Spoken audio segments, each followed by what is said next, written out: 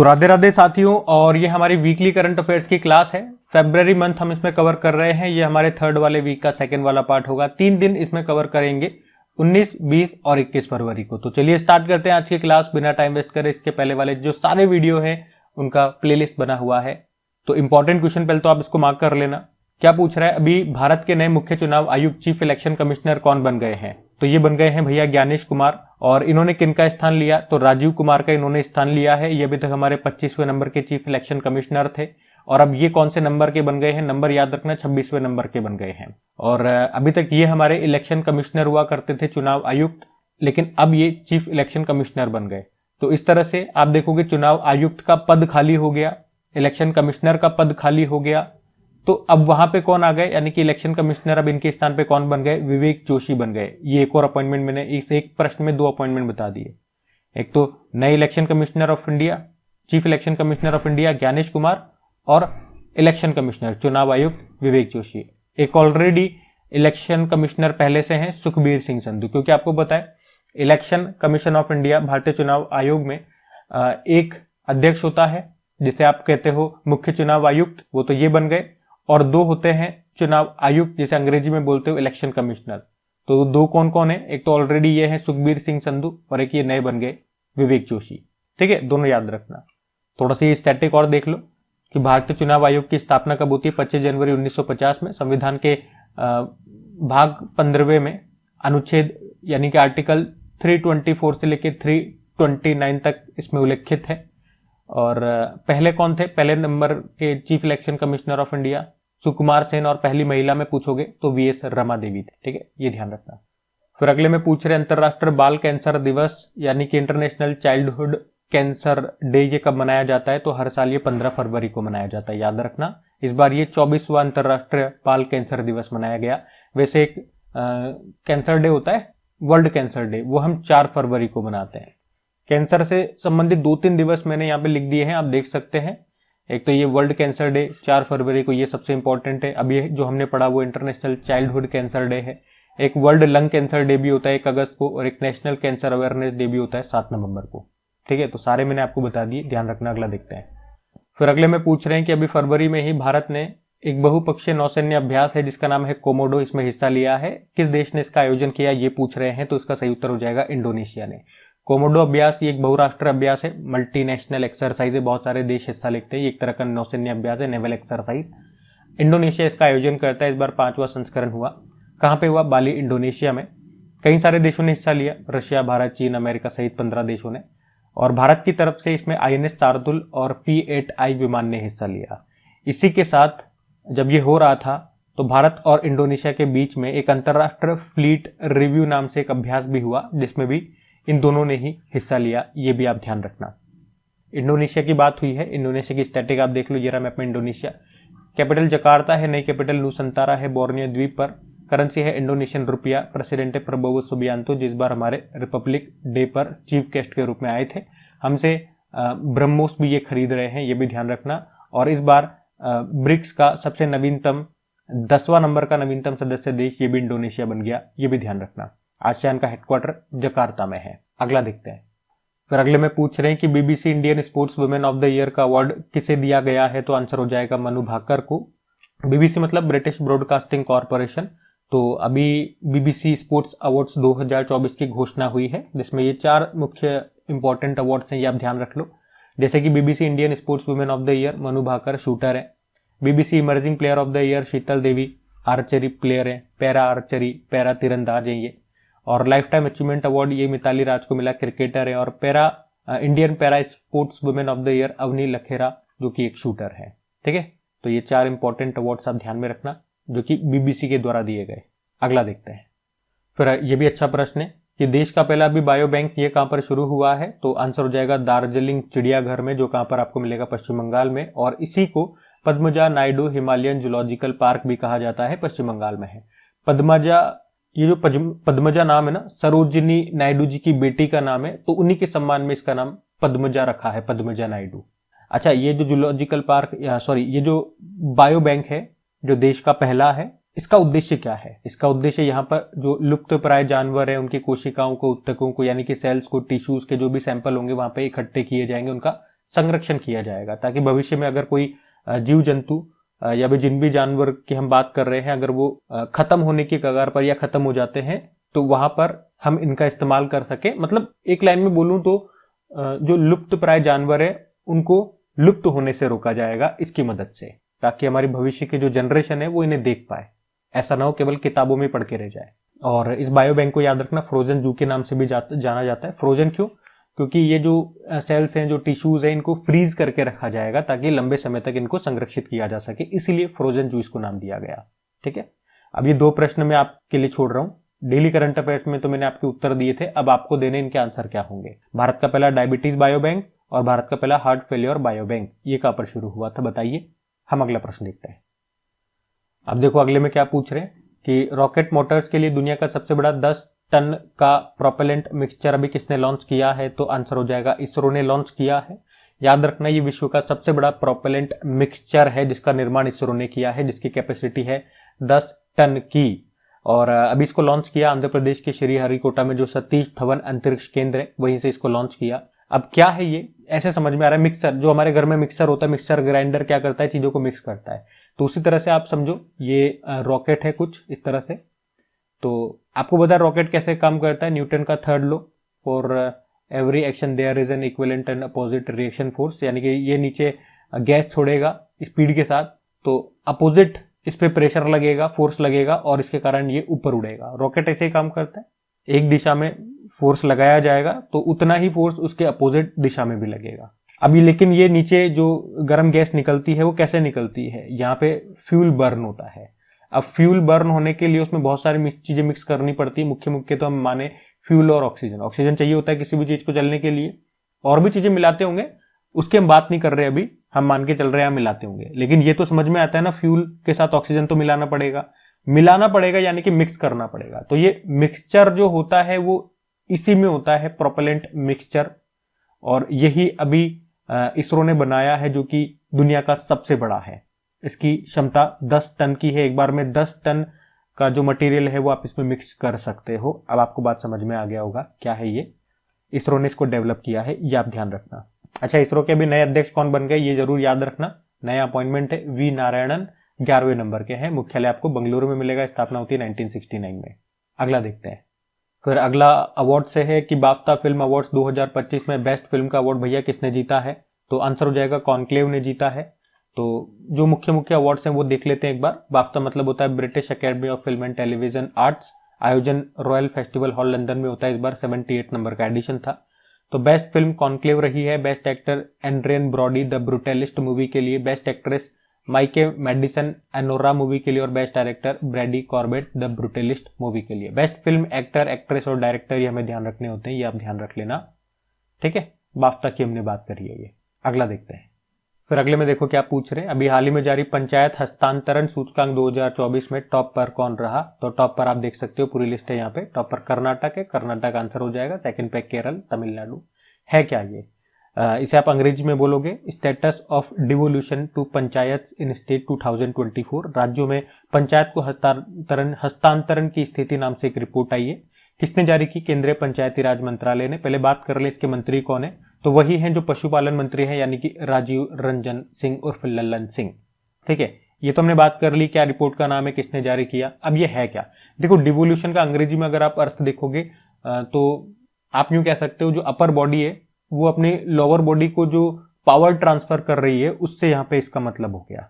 तो नाम से भी समझ में आ रहा है, पंचायतों को जो आपने पावर या जो भी वित्तीय शक्तियां हो गई, जो भी आप यूं समझो पॉलिटिकल पावर जो आप ट्रांसफर कर रहे हो, जो भी स्टेट हो गई, कोई स्टेट गवर्नमेंट हो गई, तो लोकल गवर्नेंस को या पंचायतों को जो वो पावर ट्रांसफर कर रही है, कितना उनको वो हक दे रही है, कितनी पावर दे रही है, उसी के हिसाब से ये रैंकिंग दी गई है, ठीक है। तो इस मामले में कर्नाटक नंबर 1 है। कर्नाटक अपने पंचायतों को, अपने लोकल गवर्नेंस को अधिक पावर दे रही है दूसरे राज्यों की तुलना में, इसीलिए ये पहले स्थान पर है। फिर केरल है, फिर तमिलनाडु है। बात समझ में आई ना, ध्यान रखना, ये अच्छा प्रश्न है। अगला देखते हैं। फिर देखो एक और अच्छा प्रश्न कि अभी दिल्ली के नए मुख्यमंत्री कौन बन गए हैं, तो आपको पता है बीजेपी जीत गई है दिल्ली में, आपको हरा दिया है। तो अब दिल्ली में जो नई मुख्यमंत्री बन गई है उनका नाम है रेखा गुप्ता। ये शालीमार बाग से विधायक है रेखा गुप्ता, और दिल्ली की अभी ये अगर पूछोगे टोटल कौन से नंबर की है तो 9th नंबर की ये सीएम बनी है। लेकिन ये एक महिला है, तो दिल्ली में ये कौन से नंबर की महिला मुख्यमंत्री बनी है तो 4थे नंबर की महिला मुख्यमंत्री बनी है, क्योंकि इनसे पहले सुषमा स्वराज, शीला दीक्षित और आपकी मतलब आप पार्टी की आतिशी मार्लेना यहाँ पे मुख्यमंत्री रही थी। और ये भी और मैं आपको बता दूं, वैसे तो ये दिल्ली की 4थे नंबर की महिला मुख्यमंत्री है और पूरे देश में अगर बात करोगे तो ये 18वें नंबर की महिला मुख्यमंत्री है। और बीजेपी का भी जहां जहां जिन जिन राज्यों में शासन है उसमें ये एकमात्र महिला मुख्यमंत्री है। ये आपकी नॉलेज के लिए बता रहा हूं, एग्जाम में नहीं आएगा इस तरह का। अच्छा, इसके अलावा अरविंद केजरीवाल को जिन्होंने हराया था, किन्होंने? परवेश साहिब सिंह वर्मा ने उनको यहाँ पे डेप्यूटी सीएम बनाया गया है, ये बात भी नोट कर लेना, ठीक है। तो दिल्ली की नई मुख्यमंत्री रेखा गुप्ता। अच्छा, आप मुझे बताओ हमारे देश की पहली महिला सीएम ये कौन रही थी? आपके लिए होमवर्क प्रश्न छोड़ता हूं मैं, है ना, उत्तर देना। पहली महिला गवर्नर का नाम भी बता दो, ये दोनों उत्तर कर दो फटाफट से। हम अगला देखते हैं। अगले में पूछ रहे हैं अभी फरवरी में ही भारत और किस देश के बीच में धर्मागार्जन अभ्यास हुआ था? तो धर्मागार्जन ये भारत और जापान के बीच में होता है, जापान आंसर हो जाएगा। धर्मागार्जन अभ्यास है, इस बार 6ठा संस्करण हुआ, हर 2 साल में होता है। भारत जापान के बीच में हुआ, इस बार कहां पे हुआ? जापान के माउंट फूजी में हुआ, ये आप ध्यान रख लेना। अगला देखते हैं। फिर अगले में पूछ रहे हैं अभी गूगल ने अभी भारत में अपना सबसे बड़ा परिसर कैंपस जिसका नाम अनंत रखा है, या अनंता आप बोल दो, ठीक है, अनंता ऐसे स्पेलिंग है पूरी। इसको कहां पर खोला है? तो आंसर हो जाएगा बंगलुरु में खोला है, याद रखेंगे। गूगल का ये भारत में उसका सबसे बड़ा ऑफिस कैंपस है, अनंत इसका नाम है। अनंत का मतलब होता है असीम। तो बंगलुरु में भी कहां पर खोला? तो बंगलुरु के महादेवपुरा जो स्थान है वहां पर इन्होंने ये खोला है। बंगलुरु आप पता ही इसे सिलिकॉन वैली ऑफ इंडिया के नाम से भी जानते हैं। और गूगल की बात है तो इसके स्टैटिक देख लें, जिसके फाउंडर याद रखना लैरी पेज और सर्जे बिन है। 1998 में स्थापना होती है। कैलिफोर्निया यूएस में मुख्यालय मिल जाएगा। सुंदर पिचाई सीईओ है, पेरेंट कंपनी इसकी अल्फाबेट, ध्यान रखना ये। अगला देखते हैं। फिर अगले में पूछ रहे हैं अभी भारत के पहले open air art wall museum का उद्घाटन ये कहां पर किया गया? तो आंसर हो जाएगा नई दिल्ली में किया गया है। तो ये भारत का पहला open air art wall museum है जिसका उद्घाटन किया गया अभी नई दिल्ली में। नई दिल्ली में जो मौसम विज्ञान भवन है वहीं पे इसका उद्घाटन किया गया है। और उद्घाटन किसने किया? हमारे जो पृथ्वी विज्ञान अर्थ साइंस मिनिस्टर है डॉक्टर जितेंद्र सिंह ने। अभी आपको पता है भारतीय मौसम विज्ञान, इसको 2025 में पूरे 150 साल पूरे हो गए। तो उसी के उपलक्ष्य में ये है, मतलब इसकी दीवारों पे यहाँ पे चित्रकारी की जाएगी। इसका जो इतिहास रहा है उसको यहाँ पे चित्रों के माध्यम से बनाया जाएगा, ठीक है। तो सिंपल सा याद रखेंगे, भारत का ये पहला open air art wall museum है जिसका उद्घाटन अभी नई दिल्ली में किया गया। अगला देखते हैं। फिर अगले में पूछ रहे अभी कहां पर पहली बार अखिल भारतीय ट्रांसजेंडर सम्मेलन का आयोजन ये किया गया? तो आंसर हो जाएगा अजमेर में किया गया। तो अभी राजस्थान के अजमेर में ही वैशाली नगर में ये अखिल भारतीय किन्नर महासम्मेलन का आयोजन किया गया। 10 दिनों तक ये चलेगा। और यहाँ पर भारत में जो ट्रांसजेंडर समुदाय है उनके सामने जो चुनौतियां आती है उस पर यहाँ पे चर्चा की जाएगी। तो याद रखना, पहली बार अभी अखिल भारतीय ट्रांसजेंडर सम्मेलन का आयोजन राजस्थान के अजमेर में किया गया, ठीक है। अगला देखते हैं। फिर अगला स्टैचू वाला प्रश्न है कि तमिल कवि तिरुवल्लुवर की अभी स्टैचू का अनावरण ये किस देश में किया गया? तो ये फिलीपींस में किया गया। फिलीपींस में जो हमारे एम्बेसडर हैं, राजदूत हैं हर्ष कुमार जैन, उन्होंने इसका उद्घाटन किया है। अच्छा, ये जो तिरुवल्लुवर जी की प्रतिमा है ये भारत में भी आपको देखने को मिलेगी। भारत में कहाँ पे? जो कन्याकुमारी है तमिलनाडु में, वहां पर ये आपको देखने को मिलेगी। और यहाँ पर इसकी अगर हाइट की बात करते हैं तो 133 फुट इसकी हाइट है। मीटर में अगर बात करोगे तो 41 मीटर इसकी हाइट है।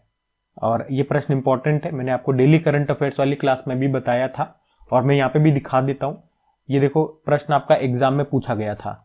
और ये प्रश्न एग्जाम में क्यों आया था? क्योंकि ये शायद दिसंबर 2023 की बात है जब प्रधानमंत्री नरेंद्र मोदी ने तिरुवल्लुवर जी की प्रतिमा स्टैचू का अनावरण किया था। कहाँ पे? फ्रांस में। उसके बाद 2024 के ही ये उत्तर प्रदेश पुलिस के एग्जाम में पूछ लिया गया था। तो उसी लिहाजा से ये प्रश्न मैं आपको करवा रहा हूँ, पूछा जा सकता है, ध्यान में रखना। अगला देखते हैं। अब देखो अगले में क्या पूछ रहे हैं कि अभी फसल बीमा योजना कौन सी प्रधानमंत्री फसल बीमा योजना ये कब शुरू की गई थी? तो इसका तो सही उत्तर हो जाएगा 2016 में। याद रखना, प्रधानमंत्री फसल बीमा योजना की बात कर रहे हैं। क्या होता है इसमें और ये भी क्यों चर्चा में है, पहले बात करते हैं। तो 18 फरवरी 2016 को ये लॉन्च हुई थी। उद्देश्य था किसानों को नेचुरल डिजास्टर जो कि तबाही होती है, मतलब आपदा आ गई तो उससे सुरक्षा प्रदान करना, फाइनेंशियल सिक्योरिटी उनको प्रदान करना। और अभी न्यूज में है क्योंकि 18 फरवरी 2025 को इसको पूरे 9 साल हो गए। और अभी बजट में भी आप लोगों ने देखा कि 2025-26 के लिए इसको बढ़ा दिया गया है। और कितना बजट अलोकेट किया गया, तो 69,515.71 करोड़ रुपए इसके लिए। क्या होता है इसमें? इसमें आपको पता है उनकी जो किसानों की जो फसल होती है उसका बीमा यहाँ पे किया जाता है, लेकिन प्रीमियम तो देना पड़ेगा ना किसानों को। तो ये 3 डेटा याद रखना, खरीफ की फसलों के लिए 2%, रबी की फसलों के लिए 1.5% और वाणिज्यिक और बागवानी फसलों के लिए 5% जो भी बीमित राशि है उसका प्रीमियम किसानों को देना होगा। ठीक है। और अगर कोई डिजास्टर आता है, कोई जैसे रोग लग गया या बाढ़ आ गया, सूखा हो गया, कुछ भी दिक्कत आ गई, फसल नष्ट हो गई, तो बीमा की राशि किसानों को मिल जाएगी। तो ये ध्यान में रखना। अगला प्रश्न देखते हैं। एक प्रश्न ये भी है, देख लो आप, इतना ज्यादा खास इंपॉर्टेंट नहीं है लेकिन एक बार देखने जैसा है कि Asia mixed team badminton championship 2025 को किसने जीता? तो आंसर हो जाएगा इंडोनेशिया ने जीता। कहां पे हुआ था? चाइना में हुआ था। इंडोनेशिया ने पहली बार जीत लिया, यहाँ पे इसने चाइना को हराया है। भारत 5वें स्थान पे रहा। हर 2 साल में एक बार होता है। ठीक है, ध्यान रखना। अगला देखते हैं।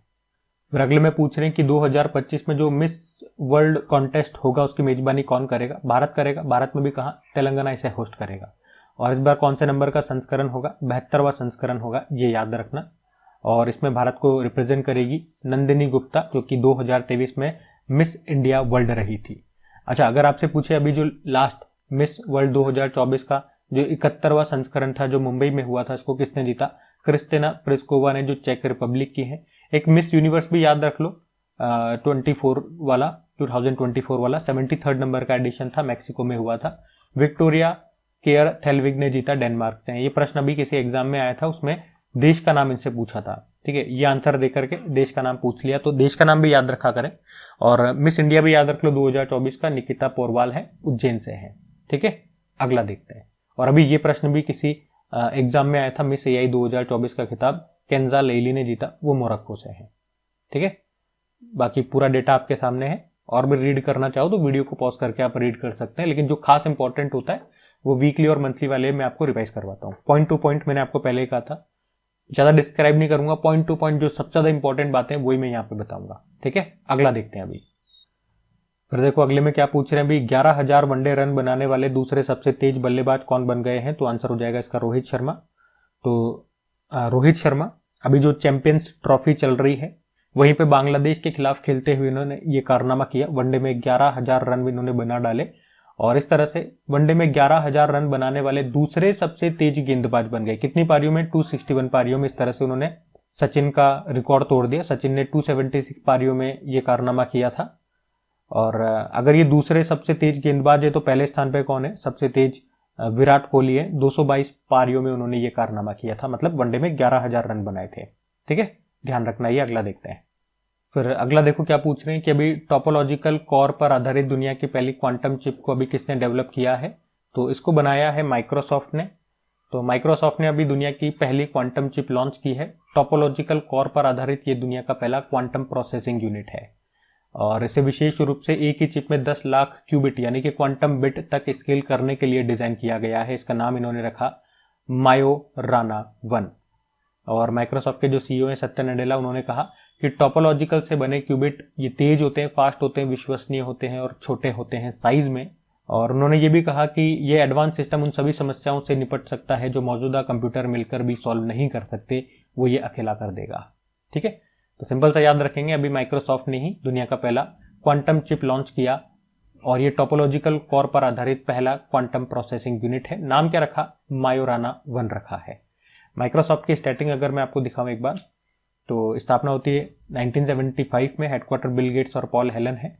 हेडक्वार्टर वॉशिंगटन डीसी हो जाएगा। सीईओ सत्या नडेला है। अगला देखते हैं। फिर अगले में पूछ रहे हैं अभी किसने वन मैन ऑफिस नाम से एक ऑनलाइन सेवा शुरू की है? तो इसको शुरू किया एलआईसी ने। तो एलआईसी ने अपने एजेंटों को डिजिटल रूप से सशक्त बनाने के लिए ही ये वन मैन ऑफिस नाम से एक ऑनलाइन सर्विस शुरू की है। इसमें क्या होगा, एलआईसी के जो एजेंट हैं वो अपने मोबाइल फोन के जरिए ही 24/7 जो अपने ऑफिस की सारी सुविधाएं उनको मिल सकेगी।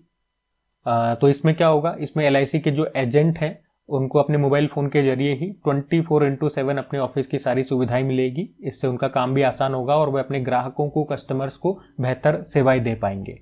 और एलआईसी की एक एप्लीकेशन आती है, यहाँ पे नहीं लिखा हुआ, एप्लीकेशन का नाम है आनंद। ठीक है, ये आनंद नाम से एप्लीकेशन आती है, उसी से इस सर्विस को जोड़ा जाएगा। LIC स्थापना होती है 1956 में, मुंबई में मुख्यालय है, चेयरमैन है सिद्धार्थ मोहंती। अभी वैसे इंश्योरेंस में आपने देखा होगा FDI को 100% FDI को मंजूरी मिल चुकी है, ये भी ध्यान में रखना। और बीमा सखी योजना को शुरू करने वाला पहला राज्य पूछेंगे तो हरियाणा है, और दूसरा अभी बन गया है गोवा। इसको मोदी जी ने शुरू किया था, और मुझे कब शुरू किया था ये भी तो पूछ सकते हैं, तो ये अभी दिसंबर में ही 9 दिसंबर 2024 को मोदी जी ने इसे पानीपत हरियाणा से शुरू किया था। ध्यान रखना। अगला देखते हैं। फिर अगले में पूछ रहे हैं भी विश्व सामाजिक न्याय दिवस वर्ल्ड सोशल जस्टिस डे कब मनाया जाता है, तो आंसर हो जाएगा 20 फरवरी को मनाया जाता है। हर साल 20 फरवरी को वर्ल्ड सोशल जस्टिस डे के रूप में मनाया जाता है। उद्देश्य है सामाजिक न्याय को बढ़ावा देना। अच्छा, थीम भी है, थीम एक बार देख लो आप। पहली बार 2009 में मनाया गया था। थीम है एक सतत भविष्य के लिए न्याय संगत परिवर्तन को मजबूत करना। अच्छा, ये एक डेटा याद रखना, करंट अफेयर्स का ही प्रश्न है कि अभी पहले रीजनल सोशल जस्टिस डायलॉग, पहले क्षेत्रीय सामाजिक न्याय वार्ता का आयोजन अभी कहां पर हुआ, यह भी फरवरी में ही हुआ है, नई दिल्ली में। ठीक है, पहली बार हुआ है सोशल जस्टिस डायलॉग यानी कि संवाद, तो ये ध्यान में रखना। अच्छा, वैसे 20 फरवरी को विश्व मानव विज्ञान दिवस भी होता है। अंग्रेजी में बोलोगे तो वर्ल्ड एंथ्रोपोलॉजी डे। एक्चुअली में फरवरी के तीसरे गुरुवार को होता है, तो इस बार 20 फरवरी को हुआ। 20 फरवरी को अरुणाचल प्रदेश और मिजोरम का स्थापना दिवस भी होता है, ये भी आप ध्यान रख लें। अगला देखते हैं। अब देखो अगला में क्या पूछ रहे हैं। योजना है ये भी कि भारत सरकार ने में प्रधानमंत्री आशा योजना को कब तक के लिए बढ़ा दिया है, तो इसका सही उत्तर हो जाएगा 31 मार्च 2026 तक। अब जो ये केंद्र सरकार की योजनाएं न्यूज में आ जाती है ना भैया, वो इंपॉर्टेंट मार्क कर लिया करो। तो आप कहते हो ना योजनाओं से प्रश्न आ रहे हैं केंद्र सरकार की योजनाओं से, तो कौन सी योजना है? वो योजना मुख्य रूप से जो कहीं ना कहीं किसी कारण से न्यूज में रहती है। जैसे अब ये आ गई प्रधानमंत्री आशा योजना, पहले फुल फॉर्म याद रखो, प्रधानमंत्री अन्नदाता आय संरक्षण अभियान। कब शुरू हुई थी ये याद रखना है, ये 2018 में शुरू हुई थी, और अभी इस योजना को 31 मार्च 2026 तक के लिए बढ़ा दिया गया, क्योंकि आपका जो 15वां वित्त आयोग है वो भी 31 मार्च 2026 को समाप्त हो रहा है, तो उसी के साथ इसको समाप्त कर रहे हैं इस योजना को, यही इनका उद्देश्य है। वैसे इस योजना को लाने का उद्देश्य क्या था? ये सुनिश्चित करना कि किसानों को उनकी फसल की सही दाम मिले। कौन कौन सी फसलें आती है इसके अंदर? दालों में आती है चना, अरहर, मूंग, उड़द, मसूर, और तिलहन में आती है मूंगफली हो गया, सोयाबीन, सरसों, तिल, सूरजमुखी, कुसुम और नारियल, ये सब इसी के अंदर कवर होती है। मतलब अगर ये फसलें अगर किसान पैदा कर रहे हैं और अगर मार्केट में उनको इतनी वैल्यू नहीं मिलती है, तो सरकार इनके लिए MSP लेकर के आती है, मिनिमम सपोर्ट प्राइस, तो किसान यहाँ पर सरकार को इसे बेच सकते हैं। मिनिमम सपोर्ट प्राइस आप पूछोगे या एग्जाम में पूछा जाता है प्रश्न कि ये कौन डिसाइड करता है कि इस फसल के लिए इतना मूल्य सरकार देगी कम से कम, तो आंसर हो जाएगा commission for agricultural cost and prices. अगर इससे ऊपर दाम मिल रहे हैं तो किसान मार्केट में बेचे, नहीं मिल रहे तो यहां बेचते हैं, यही इसका उद्देश्य है। ठीक है, ध्यान रखना इसको। अगला देखते हैं। फिर अगला भी योजना वाला प्रश्न है कि अभी मृदा स्वास्थ्य कार्ड योजना ये कब शुरू हुई है। कई बार ये एग्जाम में प्रश्न पूछा जा चुका है और अब तो न्यूज में भी है तो और पूछा जाएगा, तो याद रखना भैया 19 फरवरी 2015 को। अब ये न्यूज में क्यों है, पहले तो ये याद रख लो ये कब शुरू हुई थी, 19 फरवरी 2015 को। अब आपको समझ में आ रहा होगा क्यों न्यूज में रही होगी भैया। अभी 19 फरवरी 2025 को इसे पूरे 10 साल हो चुके हैं, इसलिए ये चर्चा में है। इसको ये शुरू कहां से किया था ये पूछेंगे तो सूरतगढ़ राजस्थान से। उद्देश्य क्या था? किसानों को मिट्टी की गुणवत्ता के बारे में जानकारी देना और उर्वरकों के सही इस्तेमाल के लिए प्रोत्साहित करना, ताकि किसानों को कम लागत में ज्यादा उपज मिल सके। ठीक है, तो हमने देख लिया कब शुरू हुई थी, कहां से शुरू हुई थी, और अभी 10 साल पूरे हो गए, तो न्यूज में है, इतना ध्यान रखना। और मृदा से ही 2-3 योजना आप और ध्यान रख लो। एक तो विश्व मृदा दिवस भी होता है 5 दिसंबर को, और ये देखो ये तो अभी हमने पढ़ा ना, विश्व मृदा स्वास्थ्य कार्ड योजना, तो इसी के लिए एक दिवस भी होता है मृदा स्वास्थ्य कार्ड दिवस, वो 19 फरवरी को ही होता है। बात समझ में आ गई होगी आपको। अभी हमने करंट अफेयर्स में देखा है मृदा स्वास्थ्य को बढ़ावा देने के लिए हर खेत स्वस्थ खेत अभियान लॉन्च किया था, किसने? हरियाणा ने, ये भी आप ध्यान रख लेना। अगला देखते हैं। फिर अगले में पूछ रहे हैं भी देश का पहला वर्टिकल बाइफेशियल सोलर प्लांट ये कहां पर स्थापित किया गया, तो अच्छा प्रश्न है, नई दिल्ली उत्तर कर देना। तो ये देश का पहला वर्टिकल बाइफेशियल सौर संयंत्र है, जिसका उद्घाटन अभी नई दिल्ली में किया गया। नई दिल्ली में भी कहा? दिल्ली मेट्रो रेल कॉर्पोरेशन के ओखला विहार मेट्रो स्टेशन पर, जिसकी कैपेसिटी है 50 किलोवाट। इसका उद्घाटन किसने किया? हमारे जो केंद्रीय आवास व शहरी मामलों के मंत्री हैं मनोहर लाल खट्टर जी। क्या है ये, इसकी बात कर लें तो वर्टिकल है, वर्टिकल मतलब वर्टिकल है, मतलब वर्टिकल मतलब लंबवत, ये सीधा है। भाई आपने छतों पे जो सोलर प्लेट्स लगती है वो ऐसे तिरछी लगती है। यहाँ सूर्य है, ठीक है, सूर्य की रोशनी उस पर पूरी पड़े इसलिए तिरछी लगाते हैं। तो इसके क्या होता है, एक ही साइड में सूर्य की किरणें पड़ती है और एक ही साइड इसके काम की होती है, पीछे की साइड काम की नहीं होती है, ठीक है, क्योंकि वो सिंगल फेशियल होता है। ये बाई फेशियल है, मतलब दोनों साइड इसकी काम की है। तो हम इसे वर्टिकल लगाएंगे, सीधी लगाएंगे, तो कुछ किरणें इधर पड़ेगी, कुछ किरणें इधर पड़ेगी, तो दोनों तरफ से ऊर्जा बनेगी। इसमें क्या होता है, अगर दूसरी तरफ से किरणें पड़ रही है तो वो काम की नहीं रहती है, वहां से ऊर्जा नहीं बनती है। तो यही इसका फायदा है, दोनों साइड से इसकी एफिशिएंसी बढ़ जाएगी, यूं कह सकते हो, दोनों साइड से फायदा होगा, ऊर्जा क्षमता बढ़ जाएगी, ऊर्जा उत्पादन क्षमता। ठीक है, तो याद रखना, ये अच्छा प्रश्न है। अगला देखते हैं। देखो अगले में क्या पूछ रहे हैं, अभी निधन वाला प्रश्न है। मिलिंद रेगे का निधन हो गया, इनका संबंध किससे है, तो क्रिकेटर थे ये। इन्हें साइक्लोपीडिया ऑफ मुंबई क्रिकेट के नाम से जानते थे। मुंबई क्रिकेट के ये मुंबई क्रिकेट टीम के पूर्व कप्तान, सेलेक्टर, मेंटर ये रहे थे। तो एनसाइक्लोपीडिया ऑफ मुंबई क्रिकेट किन्हें कहा जाता था, ऐसे प्रश्न बन सकता है। तो मिलिंद रेगे इनको कहा जाता है, निधन हो गया इनका, ये ध्यान रखना। अगला प्रश्न देखते हैं। अच्छा अगला नहीं है, यहीं पे समाप्त करते हैं। ये आपका हमने कहा फरवरी का 3rd वाले वीक का ये हमारा सेकंड वाला पार्ट ये समाप्त हो गया। अब फटाफट जाकर के इसकी क्विज लगा लें। क्विज आपको मिल जाएगी अपनी क्रिक एग्जाम एप्लीकेशन पे, मैंने अपलोड कर दी है। ये जब तक अपलोड होगा मैं क्विज डाल दूंगा, तो इसकी प्रैक्टिस आप कर लेना। बाकी अब बहुत सारी अलग अलग तरह की क्विज मिल रही है। और डेली करंट अफेयर्स क्लास देखते होंगे तो मैंने बताया एक नई तरह की क्विज मैं आपकी स्टार्ट कर रहा हूँ। डेली 20 सीरीज नाम से है वो क्विज। मतलब डेली 20 प्रश्न मैं आपके लेकर के आऊंगा। और ये 20 प्रश्न कौन से होंगे, पिछले एक साल में कहीं से भी मैं 20 प्रश्न उठाऊंगा, डेली उठाऊंगा। डेली आएगी, 20 क्वेश्चन आएंगे, सारे इंपॉर्टेंट क्वेश्चन होने वाले हैं। अब देखो मुझे पिछले एक साल में से 20 प्रश्न उठाने, तो सारे इंपॉर्टेंट प्रश्न ही मैं उठाऊंगा, है ना। कोई भी लल्लू पल्लू क्वेश्चन नहीं होगा, एग्जाम ओरिएंटेड जो एग्जाम में पूछे जाने वाले प्रश्न है। तो इससे आपका रिवीजन भी होता चलेगा, आप खुद का भी एनालिसिस कर पाओगे कि अच्छा जो पार्ट अभी तक हमने पढ़ लिया है, चलो उसका टेस्ट लगाते हैं। 20 इंपॉर्टेंट क्वेश्चन। 20 ही क्यों ले रहा हूं, क्योंकि इसमें आपका ज्यादा वक्त भी नहीं जाएगा, 1 मिनट 2 मिनट 3 मिनट जितना आप समय लो, और पूरे साल भर का आप गो थ्रू हो जाओगे कि अच्छा रैंडमली ऐसे ही क्वेश्चन आएंगे एग्जाम में। तो पिछले एक साल का करंट अफेयर्स आएगा, किसी के 6 महीने का, किसी के 2 साल का। तो आप देखो कि आपने जो पढ़ लिया उसमें से कितना आपके दिमाग में चीजें अभी तक रिटेन है या भूल चुके हो। और डेली आएगा, तो इस तरह से 20-20 करके एक अच्छा इंपॉर्टेंट क्वेश्चंस का आपका स्टोर हो जाएगा। और अगर आपके कुछ क्वेश्चन गलत जाते हैं तो उस क्विज को बार बार लगाते रहो, ताकि जो एक बार गलत जा रहे हैं तो बार बार लगाओगे तो फिर वो ध्यान में रहेंगे और फिर आपके सही जाना चालू हो जाएंगे। तो इसका फायदा जरूर उठाना। डेली करंट अफेयर्स में मैं जो भी रैंक शो होती है वो भी वहां पे शो करूंगा, ताकि आपको थोड़ा सा प्रोत्साहन मिले। बाकी सेशन अच्छा लगे, मेहनत अच्छी लग रही है आप लोगों को, जो मैं करने की कोशिश कर रहा हूँ वीडियो के माध्यम से, क्विजेस लेकर के आ रहा हूँ, पीडीएफ वगैरह सब फ्री में प्रोवाइड करा रहा हूँ, क्विजेस सब फ्री में आपके लिए। तो प्लीज इन वीडियोस को, अपने चैनल को, क्रिक एग्जाम चैनल को सपोर्ट जरूर करें। इसे अपने दोस्तों के साथ में स्टडी ग्रुप में यार शेयर जरूर करना। आप देख रहे हो वीकली मंथली में आप लोगों के लिए लेकर के आता हूँ, बिल्कुल व्यूज नहीं आते हैं अभी तो, डेली में भी बहुत व्यूज कम हो गए। तो आप लोग सपोर्ट दिखाएं अपना, वीडियो को लाइक नहीं करा तो लाइक जरूर कर देना। आज के लिए इतना ही, राधे राधे।